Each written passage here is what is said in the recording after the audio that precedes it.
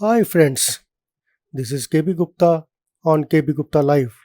Friends, आज मैं अपनी तबीयत की वजह से आपसे फेस टू फेस बात नहीं कर पा रहा। इसका मुझे बहुत अफसोस है। I am sorry for that. मुझे उम्मीद है अगले हफ्ते तक मैं पूरी तरह से ठीक हो जाऊंगा और आप लोगों से फेस टू फेस बात करूंगा। आइए आज के टॉपिक पर आते हैं।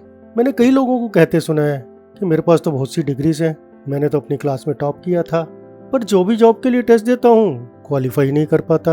जहाँ भी इंटरव्यू देने जाता हूँ वहीं रिजेक्ट हो जाता हूँ। पता नहीं क्या बात है। और आपने भी देखा होगा कि ये स्टोरी एक ही नहीं बल्कि बहुत से अनएम्प्लॉयड लोगों की है। अच्छा, और जिन लोगों को जॉब मिल जाती है वे भी जॉब मिलने के बाद एडजस्ट नहीं कर पाते और अपने आप को अनकंफर्टेबल महसूस करते हैं। फ्रेंड्स, ये कहानी केवल उन लोगों की नहीं है जिन्होंने कोई छोटे मोटे इंस्टीट्यूट से पढ़ाई की है, मैंने देखा है, बल्कि उनकी भी है जिन्होंने देश के टॉप इंस्टीट्यूट से पढ़ाई की है। क्या कभी आपने जानने की कोशिश की है कि ऐसा क्यों होता है? मैंने भी इस बारे में बहुत से ऐसे लोगों से बात की जो आप अपने अपने एरियाज़ में बहुत कामयाब हैं और ऊंची ऊंची पोजीशन में हैं। इस मामले में उन सबका एक ही जवाब मिलता है कि people are educated but not employable. गजब है, ऐसा क्या हो गया कि लोग पढ़ने लिखने के बाद भी अच्छे से काम करने की पोजीशन में नहीं है? बहुत रिसर्च करने के बाद मालूम पड़ा कि ज़्यादातर लोग जो पढ़ाई करते हैं उसका उनके काम से कुछ लेना देना नहीं है। अभी आप मेरा एग्जाम्पल ही ले लीजिए। मैंने केमिस्ट्री, बॉटनी, जूलॉजी में बीएससी की और लग गया एक बैंक में प्रोबेशनरी ऑफिसर। अब आप ही बताइए कि केमिस्ट्री, बॉटनी, जूलॉजी का बैंक से क्या लेना देना। मुझे पूरा यकीन है कि जैसे मेरी हाल है वैसे 10 की नहीं, 20 की नहीं, बल्कि 90% से ज़्यादा लोगों की है। इसके अलावा हर एम्प्लॉयर को एक्सपीरियंस भी चाहिए। अरे भाई, यदि काम ही नहीं मिलेगा तो एक्सपीरियंस कहाँ से किया मिलेगा? अब सबसे बड़ा सवाल है इस स्थिति से कैसे निपटा जाए। आइए इस स्थिति से निपटने के लिए आज मैं आपको कुछ टिप्स दे ही डालूँ। नंबर 1, देखिए, एजुकेशन सिस्टम तो हमारे हाथ में है नहीं। वैसे भी जिनको मेडिकल, इंजीनियरिंग, एमबीए में एडमिशन नहीं मिलता तो वे नॉर्मल ग्रेजुएशन ही करना चाहते हैं। इसलिए कोई बीए भी काम कर रहा है तो कोई बीएससी। अब इनसे तो क्लर्क का जॉब भी मिल सकता है ना, और वह भी सबको नहीं।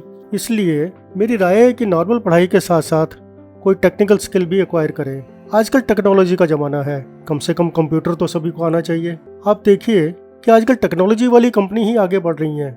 वह चाहे एजुटेक में बाइजूस हो या फूड डिलीवरी कंपनी जोमेटो हो, वह चाहे ओला उबर हो या ओयो हो। आजकल छोटा छोटा बच्चा भी कोडिंग सीख रहा है और सिखा रहा है। मैं आजकल न्यूज़पेपर्स में पढ़ता हूँ कि आने वाले समय में ज़्यादातर जॉब्स टेक्नोलॉजी कंपनीज में ही आने वाले हैं। इसलिए आपके पास टेक्निकल स्किल होना बहुत ज़रूरी है। नंबर 2, हम चाहे जितना भी इंग्लिश को गालियाँ निकालें, लेकिन हमारे देश की कड़वी सच्चाई है कि जिन्हें इंग्लिश नहीं आती उन्हें तो सेकंड क्लास सिटीजन की तरह ही ट्रीट किया जाता है। अब कई लोग पढ़ते पढ़ते इंग्लिश लिखना तो सीख जाते हैं और पढ़ना तो सीख ही जाते हैं, लेकिन बोलने में बहुत दिक्कत आती है। मैं आपको बता दूं, जिस इंसान को फराटेदार इंग्लिश बोलनी आती है उसे इंटेलिजेंट समझा जाता है और जॉब मिलने के चांसेस भी बढ़ जाते हैं। इसलिए किसी भी जॉब को पाने और इसमें सफल होने के लिए इंग्लिश पढ़ना, लिखना और बोलना तीनों अच्छे से आनी चाहिए। नंबर 3, जब भी कोई नया लड़का या लड़की कोई नई नौकरी ज्वाइन करता है तो उसे अंदाज़ा तो होता नहीं कि उसे क्या क्या करना पड़ेगा, लेकिन मन में यह ज़रूर रहता है कि नौकरी मिलते ही ठाट बाट चालू हो जाएंगे। लेकिन जब सच्चाई मालूम पड़ती है तो मन में बहुत सी फ्रस्ट्रेशन होती है। मैं अभी पिछले दिनों ही हिंदुस्तान यूनिलीवर के एक बड़े अधिकारी की लिखी किताब पढ़ रहा था। वे लिखते हैं कि वे हमेशा बड़े बड़े 20 स्कूल्स के बच्चों को ही कैंपस रिक्रूटमेंट से लेते हैं, जैसे कि IIM Ahmedabad, IIM Bangalore, IIM Calcutta इत्यादि, और बाद में इनको भेज देते हैं MP UP के गाँवों में लक्स बेचने के लिए। कुछ को तो फैक्ट्री के फ्लोर पर काम करने के लिए भेज दिया जाता है। ये देखकर बच्चा घबरा जाता है कि इतनी बड़ी पढ़ाई यह दिन देखने के लिए की थी।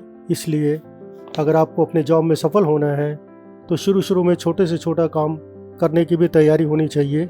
शुरू में आप किसी भी काम को ना मत कहिए और दूसरों को ऑब्जर्व कीजिए और देखिए कि कौन क्या क्या कर रहा है, और धीरे धीरे अपने काम में महारत हासिल करते जाइए।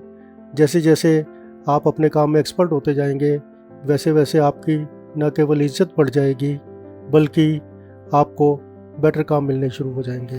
पॉइंट नंबर 4, मैंने देखा है कि एक होड़ सी लगी हुई है कि पढ़ाई करो, नौकरी ढूंढो, पढ़ाई करो, नौकरी ढूंढो। अरे भाई इतनी नौकरियां हैं कहाँ? अगर नौकरी नहीं मिलती तो कुछ अपना काम करने की सोचो। आप कहेंगे कि अपना धंधा चलता कहाँ है? मैं कहता हूँ कि जिंदगी में अच्छा काम करने वाले मिलते कहाँ हैं? क्या आपको मिक्सी, बाइक, वॉशिंग मशीन या कोई और चीज़ अच्छी रिपेयर करने वाले आसानी से मिल जाते हैं? कई बार तो लाख कोशिशों के बाद भी नहीं मिलते।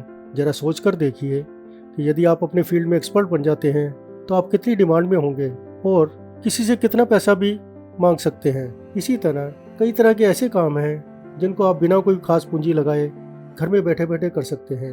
इनमें से एक है डायरेक्ट सेलिंग। मैं आपको बताऊं, डायरेक्ट सेलिंग एक पढ़ा लिखा इंसान भी कर सकता है और अनपढ़ भी कर सकता है। एक स्टूडेंट भी कर सकता है, एक नौकरी करने वाला भी कर सकता है और एक हाउसवाइफ भी कर सकती है। अगर आपको इसके बारे में ज़्यादा जानकारी लेनी है तो आप मेरी डायरेक्ट सेलिंग वाली वीडियो देखिए। इस वीडियो का लिंक मैंने डिस्क्रिप्शन बॉक्स में दिया है। आजकल तो सरकार ने अपना काम शुरू करने के लिए बैंक लोन लेना भी बहुत आसान कर दिया है। यदि आपको बैंक लोन के बारे में जानकारी चाहिए तो आप मेरी बैंक लोन स्कीम्स वाली वीडियो देखिए। इसका लिंक भी मैंने डिस्क्रिप्शन बॉक्स में डाल दिया है। मुझे पक्का विश्वास है अगर आप इन चीज़ों को फॉलो करेंगे तो आप में से कोई भी बेरोज़गार नहीं रहेगा। चाहे आप नौकरी पाइए, नौकरी पाने के बाद सफल होइए या अपना काम कीजिए, आपको हमेशा सफलता मिलेगी। और सबसे बड़ी बात है, अपने मन को पॉजिटिव रखिए, क्योंकि जब पॉजिटिविटी होती है तो अपने आप काम अच्छे और सिद्ध होते जाते हैं। So I wish you all the best in all your endeavors. Hope you like this video. If yes, please press like and share button and subscribe to my channel. Don't forget to press bell icon to know about my upcoming videos. I'm sure you are liking my videos and stories. Thank you.